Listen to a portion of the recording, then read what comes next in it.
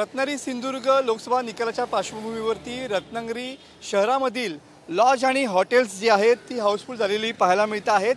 4 जून रोजी रत्नागिरी सिंधुदुर्ग लोकसभा मतदारसंघाचा या ठिकाणी निकाल आहे आणि या निकालाच्या अनुषंगाने सध्या मोठ्या संख्येने राणे समर्थक जे आहेत ते रत्नागिरीत येतील असा अंदाज वर्तवण्यात येतो आहे। कारण एक्झिट पोलमध्ये सुद्धा राणे आघाडीवरती असल्याचं चित्र या ठिकाणी दाखवण्यात आलेलं आहे आणि त्याच अनुषंगाने राणेंना सपोर्ट करण्यासाठी मोठ्या संख्येने मुंबईतून आणि त्याचप्रमाणे तळ कोकणातून राणे समर्थक रत्नागिरीत येतील असा अंदाज आहे आणि त्याचमुळे रत्नागिरी शहरातील आलिशान हॉटेल या ठिकाणी बुक झालेली पाहायला मिळत आहेत।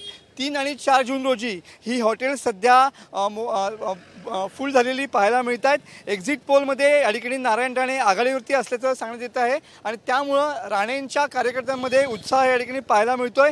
4 जून रोजी रत्नागिरीतल्या MIDC मधल्या FCI गोडाऊनमध्ये ही मतमोजणी होणार आहे आणि त्याच अनुषंगाने सध्या मोठ्या पद्धतीने राणे समर्थक जे आहेत ते रत्नागिरीमध्ये एकवटतील आणि हा जल्लोष साजरा करण्यासाठी रत्नागिरीमध्ये येतील असा अंदाज आहे आणि त्याच अनुषंगाने सध्या रत्नागिरीतील सर्व लॉजेस आणि हॉटेल्स जी आहेत ती हाऊसफुल झालेली पाहायला मिळत आहेत। कॅमेरामन समित गजनेसह मी मनोज देले, TV9 मराठी, रत्नागिरी।